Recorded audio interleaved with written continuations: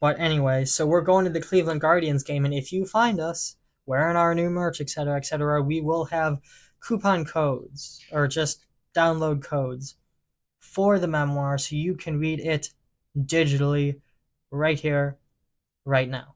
And that's going to be every stop of this tour, for example. And we're going to different places. Like I said, I worked for the Cleveland Guardians for a little bit, so we're going to a Guardians game. I worked for Cedar Point for a little bit, so we're going to multiple different amusement parks, Cedar Point and Kennywood. Sometimes for the haunt, sometimes just for the park, because I was also a haunt scare actor. So, yeah, we're doing this live show on location today. We're in Cleveland, Ohio. We'll be doing one in Sandusky, Ohio at the park at Cedar Point. We're doing it on location. Then afterwards, we're going to an event related to the book. And if you find us, like I said, come find us, ask for one of those download codes. You can read the mini memoir there. And I call it a mini memoir because it's only like maybe 100 pages. Like 90, 88, 89, 90, I think to be exact. But anyway, I think that's a fair explanation of what's going on. It's a long-winded explanation. I promise in episodes to come, I'll make it shorter. But yeah, so we're back. What else we got? Since we went away, our band Last Alive, also mentioned in the memoir, just FYI, came out with a new album. We'll be playing some of those songs later in the show. The album is just called Last Alive, self-titled EP. You can listen to it on Spotify, where you may be listening to this show right now. And with that, to get into stuff that isn't just talking about ourselves. Oh, now I gotta see where I'm at in my notes. I memorized the notes so freaking well that I forgot to follow along, and I gotta read through these to see where I am. And also, good thing I made these notes because I almost forgot to mention. I'm very hesitant on calling it like my book or a memoir about me, making it about me, because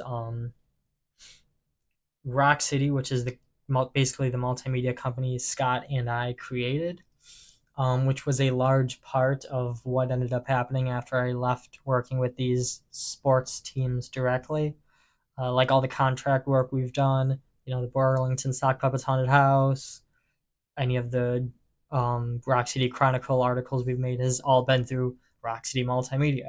So even though I wrote the memoir, like physically I put the pen to paper, I would say it is kind of a big time, like the second half of it is almost a group experience between Scott and I. So for that reason, he's not only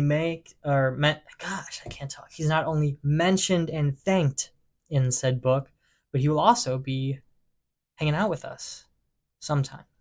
He can't make every stop. It's kind of a busybody tour going all over the place randomly as people, places, and events will have us. But yeah, Scotty on the Hunt. That's his little portion of our YouTube channel. He will be on here live with us sometime, specifically Pittsburgh. I know we have been talking about that Pittsburgh trip for a long time because originally, if we didn't get the book pushed and published and all that stuff, that would probably be like one, if not the only trip we really ended up having this year. So we were pushing that. That's going to be a huge trip. Couple of days. Scott's going to be with us. We're going to amusement parks, Green Day concert. That's going to be a fun episode. It's going to be a fun episode. You got to make sure you listen to that. All right, I got to continue. I'm talking a lot about us. Feels kind of weird. So, as you know, taken via our phone number, which you can text us at 216-489-2294. We take suggestions, questions, so on and so forth, or you can, comment some of our YouTube videos, etc. But regardless, main way to contact us, text 216-489-2294. Do not call. It is not a real phone number, basically, like a text in line to the computer. So nothing will happen. But regardless, some of the things you texted in since we have been gone. One of the biggest things that I was asked to talk about even before we left was Jersey patch ad complaints. Everyone's saying they hate the Jersey patch ads. I almost said Jersey pants ads. Wow.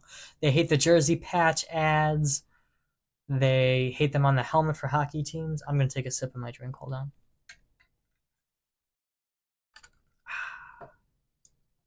Anyway, they hate jersey patches wherever they may come from, wherever they may be on the field, the whole thing. And not that I love it, because obviously I'm not rushing to the team shop later today. Which brings me back, I don't think I added today's event after this live show. Or did I say this? We're going to the Cleveland Guardians game, which starts at 1:40 today. About 2 hours from the time, if you're listening to this live right now. About 2 hours from now, we'll be at the Cleveland Guardians game, which is where you can try to find us for that download link to read the book digitally. But anyway, I'm not running to the Cleveland Guardians team shop later trying to get one of those fancy City Connect jerseys with the marathon patch on the side. But also, reason being, like, unless you're gonna buy season tickets, I feel like it's a, what's the word for it? Like, not like a healthy compromise, a necessary evil. I think that's what I was thinking of. Like, some of those patches bring in millions of dollars, and like, I don't know if people just don't understand or don't think about the fact that as rich as these owners are, each player can be making from like $8 to $13 million, and then some places like Cleveland for a while, like Pittsburgh for a while, like Cincinnati for a while. I've been to a couple of games there, and they are having low attendance issues, so on and so forth. And then they do something like put a patch or put an ad on the field, put a patch on the jersey. Then everyone's like, oh my God, like, take it off, like, have dignity. Like, you're not helping close the $33 million gap, so I don't see what the problem is with making multi-million-dollar corporations do it. You know what I mean? Like, unless you're going to buy season tickets, I don't really think you should be complaining. But I mean, that's kind of as simple as it is. Some of these I have like a hell of a lot of bullet points, but I just don't with that one. If there's a way to make ends meet, so especially smaller market teams can get bigger market players, I don't know why you're complaining about it. And there's people complaining about it in the NHL being on the helmets. Like, it's not like the helmet is something you can procure for $500 or something like that from the team shop. Maybe sometimes. I've seen a heck of a lot of authentic game used sales, going on at the end of the season, and I haven't seen a helmet, but that's just me. So it's not like you're just complaining to complain. That's how I'm going to dismiss that one. Speaking of the NHL, though, I'm really good at one thing leads to another today. I didn't even read the second bullet point until after I talked about the NHL. Fanatics taking over, making the on ice NHL jerseys. And I've been getting a lot of comments specifically now regarding the NHL because they're making the on ice jerseys, and it's only them. It doesn't have the Nike swish, nothing else. It's a Fanatics jersey. Worrying about the quality.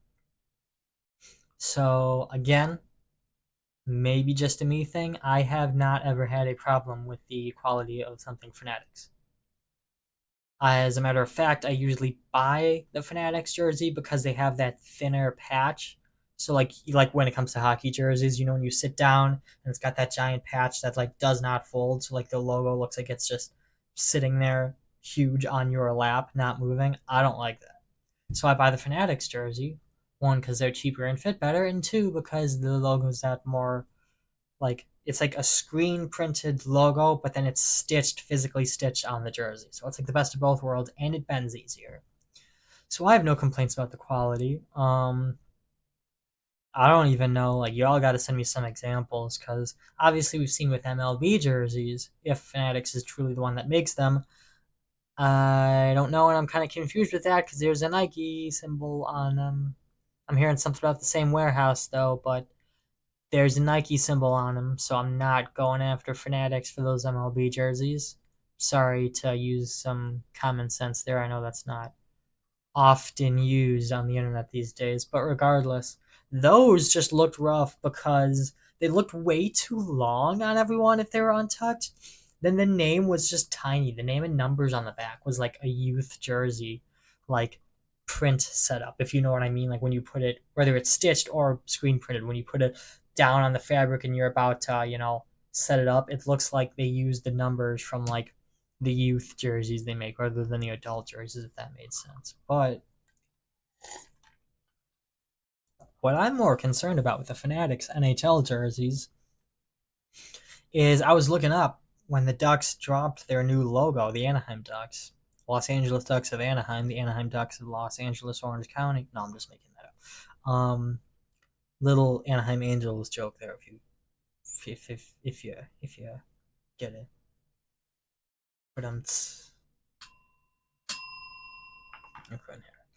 But what was I saying? Oh, the Anaheim Ducks. I was looking at their jerseys. Just the ad comes up, you click on it, monkey brain type of thing, and the on ice Fanatics jersey is $500.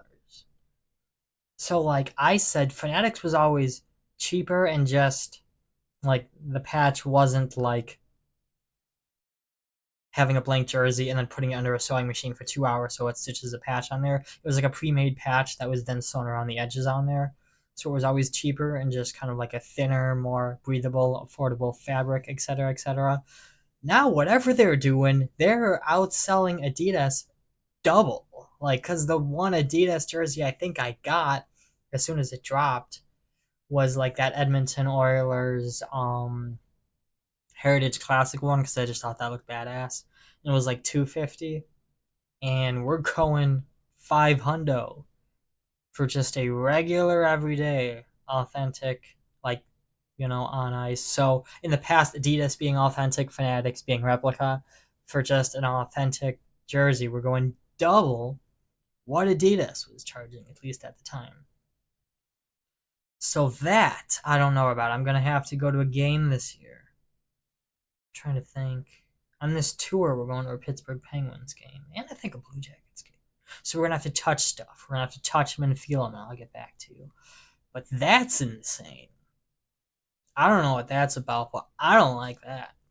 And speaking of expensive things, I am doing great with like going bullet point to bullet point, and I don't even read the bullet point until I'm at that bullet point. So I'm just on a freaking roll today. This is going to be a good set of shows. This is going to be a good tour.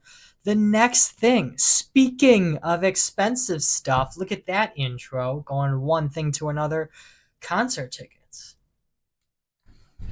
So whether it's we physically, as Chewing on the Wire, have to buy tickets to these concerts, sometimes we're invited and we just see if, family or friends want to go. So we don't have to worry about buying tickets unless they want them. So then we got to look it up. But looking up prices and what I've bought and what I haven't. Concert tickets since COVID, all right? Now, right before COVID, so before COVID, when the Green Day's Hella Mega Tour was announced, right when our YouTube channel was starting, actually, believe it or not, I paid $36 for second level tickets at PNC Park for the Hella Mega Tour, which, got canceled and then pushed back. We ended up going in 2021, same bands, same stadium, etc., etc. Those tickets were $36. And then for the Saviors Tour this year, the PNC Park tickets, and I understand inflation, that's happening right now, $62. In the ballpark, not being exact with math, the ballpark of double for like the same place. Now riddle me this, Batman. For the Saviors Tour, so same band, it's still Green Day, still the same stadium, it was double the price for the same stadium, same band, $36 for $62, 2 to 4 years later or whatever. But for the same band, different stadium, Green Day Saviors Tour in Cincinnati, that same like second level, but 2 rows from the front of the second level, $18 in Cincinnati. Riddle me that, Batman. Talk to me about that. $18 in Ohio, 62 in Pennsylvania. The cheaper version that I'm seeing a couple years back, and now that they're all being on resale and all, they go down after I got them like the day they came out the one time, but the cheaper version is 36. Why is there such a fluctuation in price like that? That doesn't make sense to me. But and to just add on to it, so arena shows for Pierce the Veil. Last row of Rocket Mortgage Fieldhouse in downtown Cleveland, $110. That one, I don't know if it's just because we're saying it's immeasurably closer because it's in an arena, so you're gonna be able to see better than in a big stadium regardless. But like, I was like, this is dumb that we're going $18 to $32 to one row in front of those or something, 62. But now we're going to the back of the arena is 110. I don't. This concert thing doesn't even seem like inflation. It just seems like they're doing whatever the hell they want. Because then the back of the arena for some other bands was between 50 to 80. I don't know. I just wanted to rant about that. Maybe you can text us with a reason why you think that's happening at 216-489-2294. And speaking of bands, I'm reaching on this intro to outro. Speaking of bands, there's marching bands in NCAA 25. That was a reach, but regardless. So that game came out, today's the 21st, 2 days ago then, came out the 19th. I got an early access code, thank you to EA Sports, to play it on the 18th that morning. I am just addicted to the game. It's like being addicted to a drug, then the drug is forcibly taken away from you for like 10 or 11 years, and then they're like, oh, here, EA Sports literally just gave it to me for free. Like, oh, here. You want this back because you're an EA creator now. And I haven't stopped playing it. I've played NCAA 25 more than I've worked this week. And I really like it, apparently. So I'm hearing that Madden did this too, and Madden was like this also. But I haven't really played Madden. If you're a friend of the show, you've been listening. I'm not as big on the NFL as I am college football.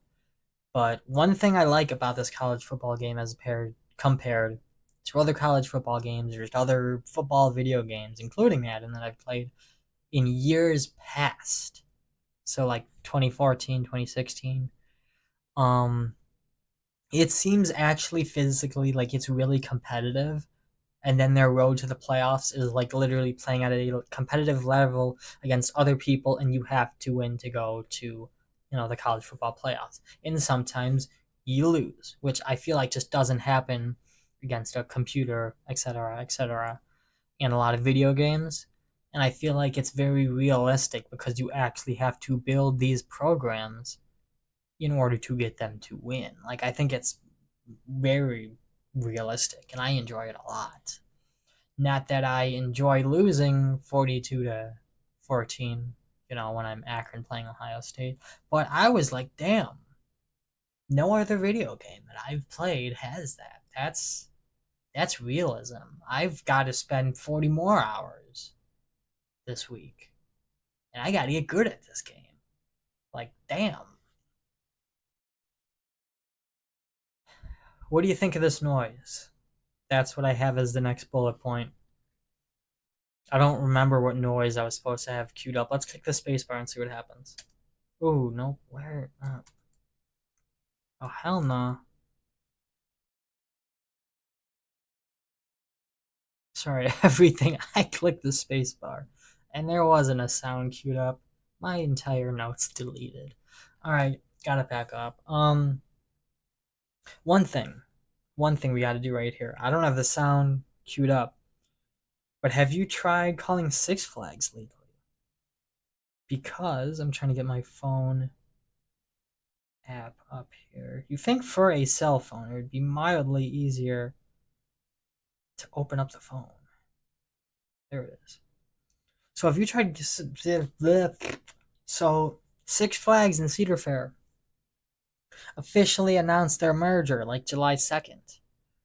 Have you tried calling them recently? Because now that they're merging with Cedar Point, their voicemail and their waiting tone is literally they just murdered their old mascot, Mr. Six. Like let's take a listen. Let's call their phone number. Thank you for calling Six Flags. This fall at Fright Fest, the haunt, scarier, and stranger.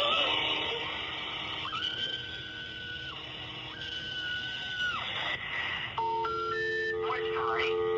You have reached a number that has been disconnected or is no longer in service.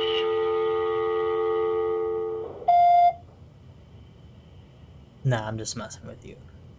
That's actually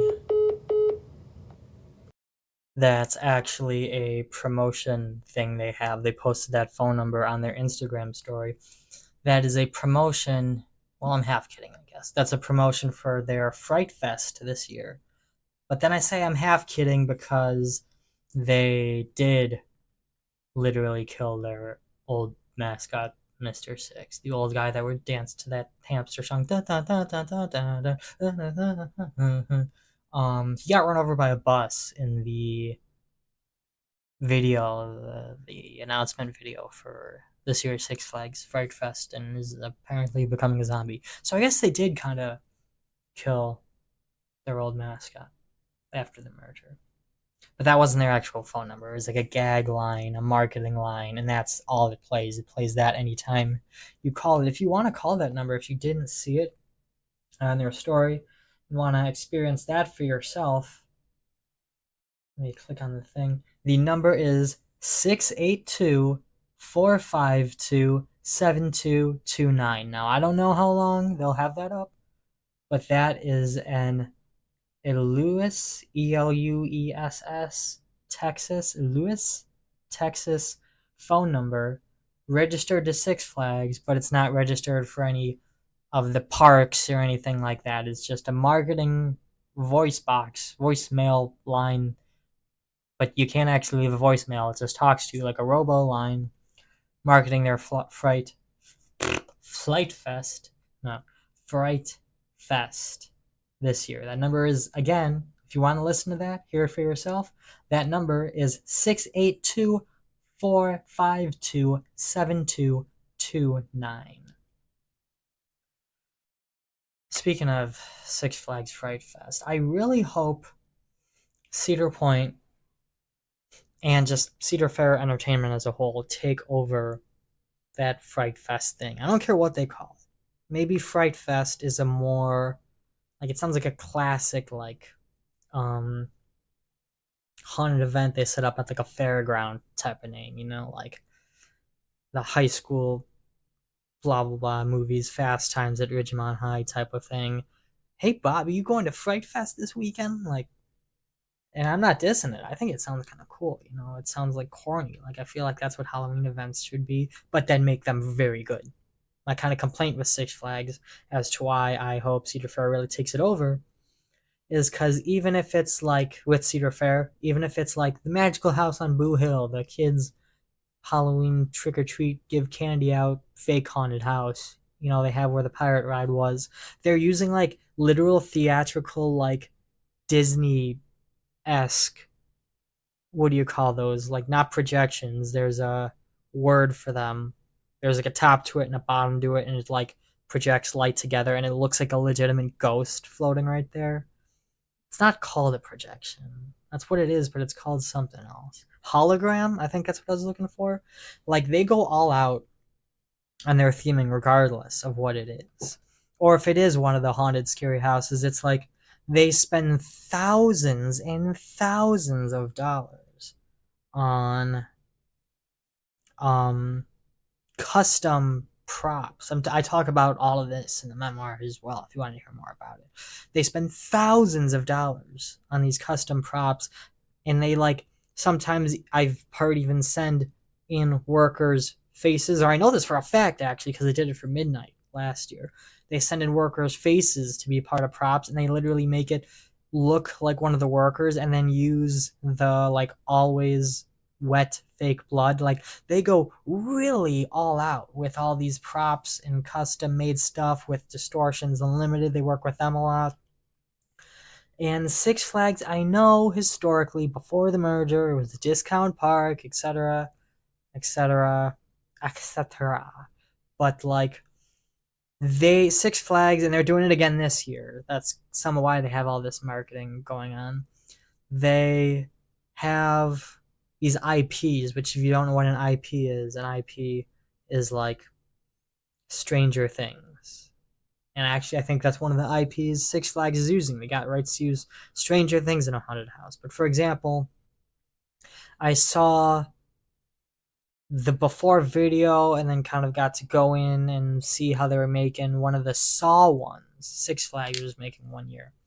In one of the rooms, it was like they had very good costumes, I believe, if I remember correctly. But the one room was like 4 walls of plywood, and the one wall was just painted almost like three-dimensionally to look like that bathroom scene or whatever. They didn't build the bathroom scene. They just put up 4 walls of plywood and then made it look, painted it like as if you were able to walk into that one wood paneling, almost like as if you could keep walking and it would be a whole room, like that three-dimensional like art style. But it wasn't. It was, I saw it with the lights on during one of the like before the event opened things, and it's literally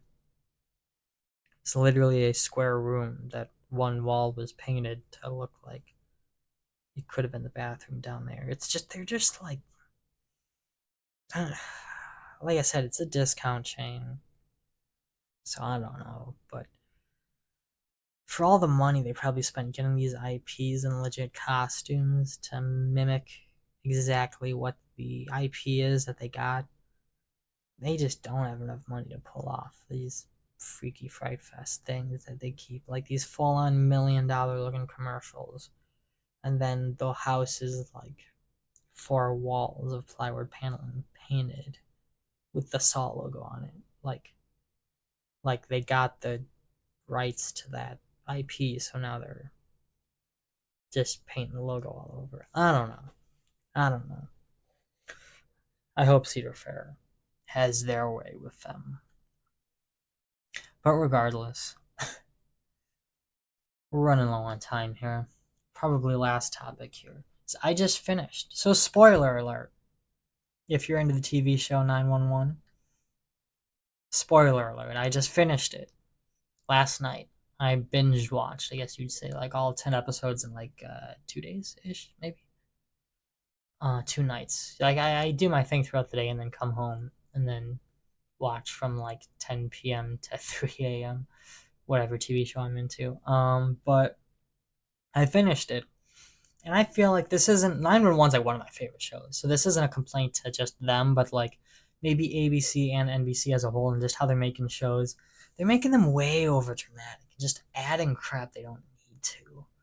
Like, and then half explaining what's happening. Like I said, first, we got spoilers. I'm talking about the end of the season if you didn't see it. So they're only doing 10 episodes as opposed to the normal. In the past, they did upwards of 16 episodes. They only did 10 this time.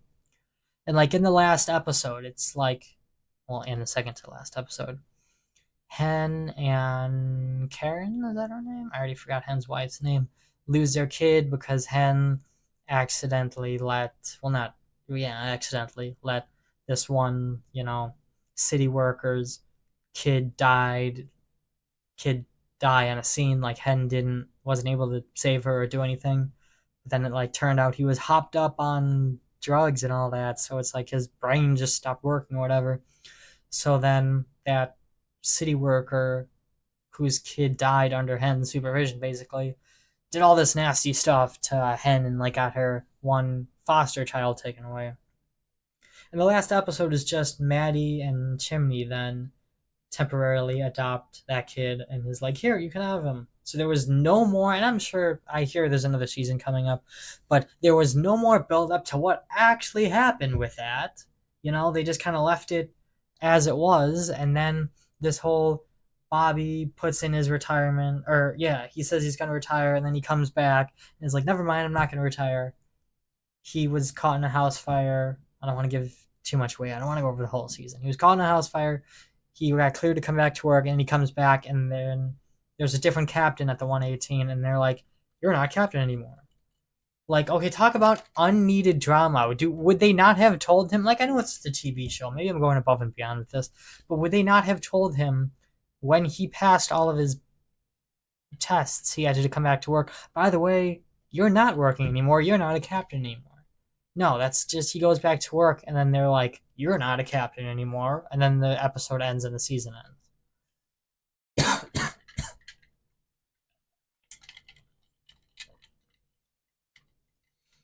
Oh, and then I have in here arguing that this is just lazy writing. Is there anything else? I think those are really the only two things. It just felt like two major things. Like, there was a lot of needed drama, I think, that fits into the show. They wrap up way too damn fast. Then there's just these added things like, all right, if you want to do this whole Hen lost the kid, and then Bobby comes back to work, and it turns out he's not the captain anymore because of blah, blah, blah. Like, there's some cliffhangers to end the season on, but that's not how they do it. They have Hen lose the kid and then get it back in a pseudoscience way, and then Bobby comes back, and then like they're like half wrapping up what's going on, and I guess it's technically not over because they have to do whatever they need to do so Hen gets a kid and not Chimney, and but like it's just I feel like there's so much unneeded drama because also in that episode with Eddie and then finding the woman that looks like his old wife, and then his son Chris comes home, and then he goes mom, thinking somehow his mom just magically rose from the dead. Also an unneeded line in there. Then he moves to Texas with the grandparents. It's just like, but then it's happiness at the end of the episode because they did their pseudoscience way of getting the kid back, and then Bobby's back. It's like I feel like there's just holes they're half filling in. Like, don't fill in the hole at all. And then why'd the kid need to leave? Like, that was like, again, just you're adding drama where there does not need to be drama, and then you're half filling in the drama. Or when the house caught on fire, it took them like 3 scenes to catch the killer. Or the house burner, the arsonist. Like, I don't know. I just feel like it's lazy writing. I just wanted to complain about that, honestly. That had nothing to do with everything. Anyway, I think that I hit my tooth on something, like an ice cube while I was taking a drink. Hold on. Time out. Alright, anyway. It's almost time for the games. Almost Cleveland Guardians game time. I think we gotta wrap it up here. Like I said, we are live from Cleveland, Ohio. Stop number 1 on our book tour. Head to rockcitychronicle.com to read that book. If you're not already there listening to us right now, rockcitychronicle.com, best website ever. Get some merch. Read the book. Listen to other episodes of this show. We will see you again on August 5th in Cuyahoga Falls, Ohio for stop number 2 of our book tour. And also, subscribe to Chewing on the Wire on YouTube to see behind the scenes of the book tour. New video series we're coming out with. Thank you very much. Come and see us in like an hour or so at the Cleveland Guardians game.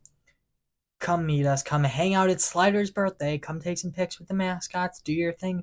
Come see us. Come hang out. We'll see you on August 5th in Cuyahoga Falls, Ohio. Check us out on YouTube. Thank you very much, Cleveland, Ohio.